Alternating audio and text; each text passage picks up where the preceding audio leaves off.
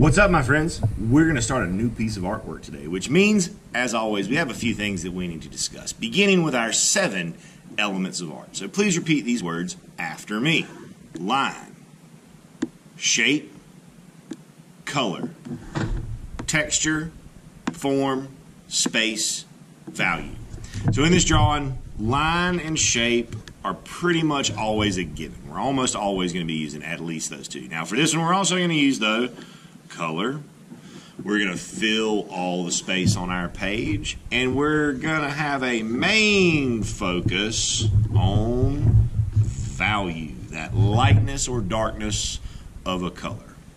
Remember, with values, we always want to start from our lightest tone through our mid-tones and into our dark tones, which brings us to our next topic of conversation: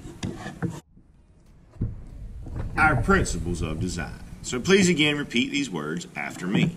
Balance, unity, pattern, rhythm, movement, emphasis, contrast.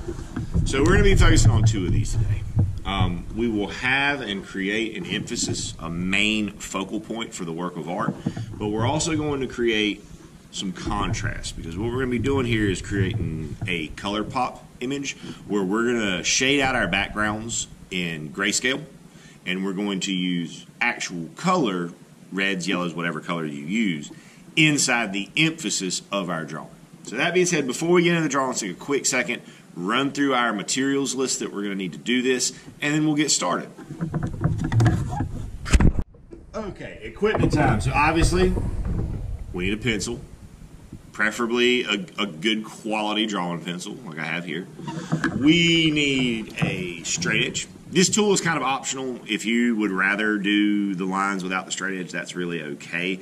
But I personally think it looks a lot better when we use this tool to keep those lines nice and straight. You're gonna need some colored pencils for doing the color part of the drawing. You need a piece of paper.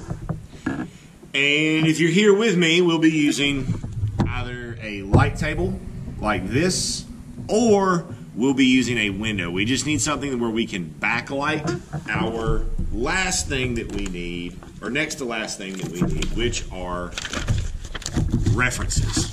I have a lot of different ones here. We will also need a Sharpie, and then we're ready to get going.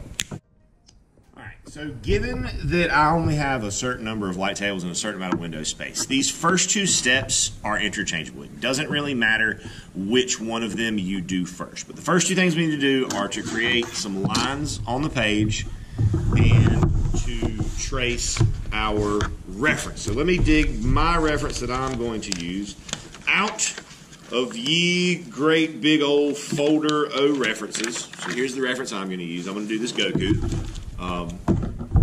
So you can trace this onto the paper first with a light table or do the lines. It doesn't really matter what order you do them in. When we trace this, however, that's where we want to use the Sharpie, and that's the only place that we're going to use the Sharpie. I'm going to start off with creating these lines across my page. Because here I got my lines. I've got myself moved over to a light table, so we're going to hit the button, turn the light on, make sure it comes up to full brightness. Place my reference on the table, place my paper over my reference, and then trace it out.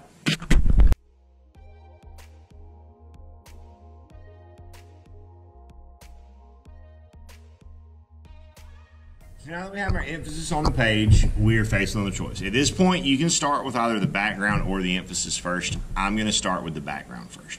This is where we're going to use our regular pencil. And what we're going to do here is just create these values the same way we've already practiced. So we're going to fill it lightly to begin with, leaving just a very, very small amount of white showing on the edge.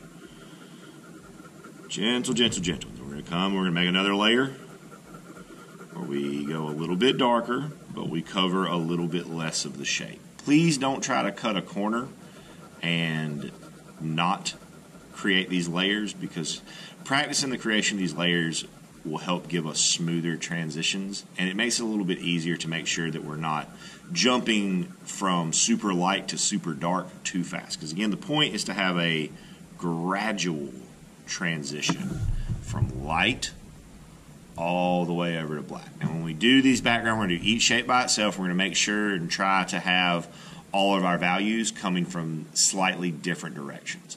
So I'm going to go ahead and work on that. We'll reconvene in a moment once I've gotten that done and talk about what we need to do next.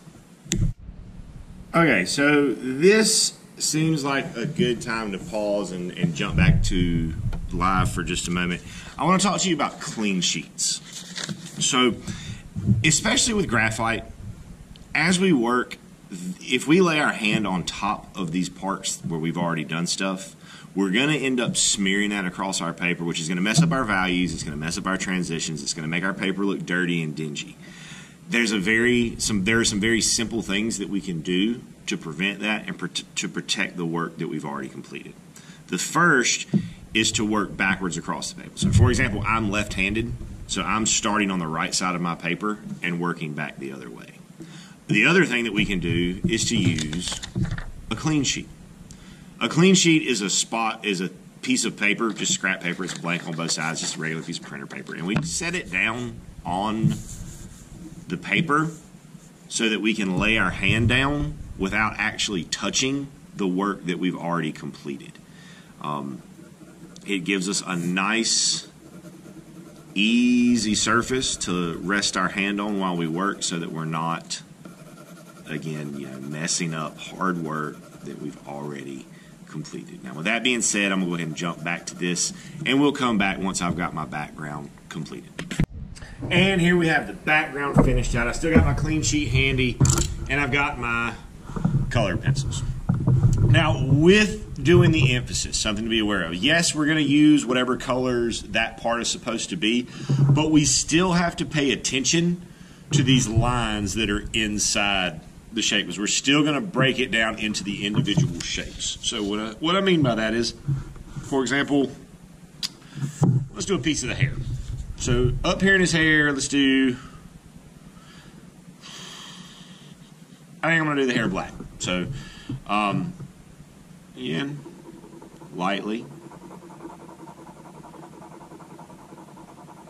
But we're not going to color the whole bunch of hair, the whole shape of the hair at one time. We're still going to follow these pencil lines that we made for ourselves inside of it, starting from our light value and layering it up from there. Now with this part, it's important that we try to make sure that our values in each shape are moving in a different direction so that it breaks it up and we can tell one shape from the next.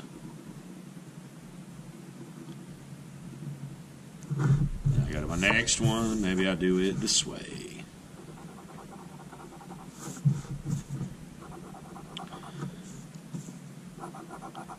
So while we are filling in the colors with the correct colors, we are still coloring inside of these other shapes that we made using our light tones, our mid tones, and our darker tones.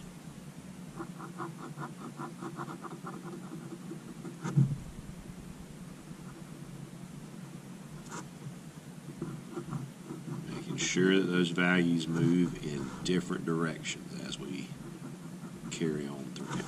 So with that being said, I'm going to go ahead and work on this emphasis. We'll come back in a few seconds, take a look at the finished product. And here we sit with our finished piece. Now, in hindsight, looking back on this, one thing that I could have done that I think would have been better would have been if I had made the hair yellow, like he was full-on Super Saiyan mode, as opposed to this black, because the black and the gray behind it doesn't really give me the kind of contrast that I wanted. But, hey, mistakes happen. Not going to beat myself up about it. Just going to accept that there was a better way, and if I do another one, I'll do it that way next time. But the bigger point to pay attention to here is the way we've laid in the values. So, for example, in the hair, even though all the hair is black and gray and shades of black and gray, our value scales are still stuck inside these shapes that we made with our pencil lines that we drew at the very beginning. Same with the skin tones. All the skin is this peachy, fleshy color, but all of my values are stuck inside of these pencil line shapes. Same with the little bit of the uniform that we can see. Finished drawing, and I, for one, am incredibly excited to see how y'all turn out. I had an enormous amount of fun creating my example.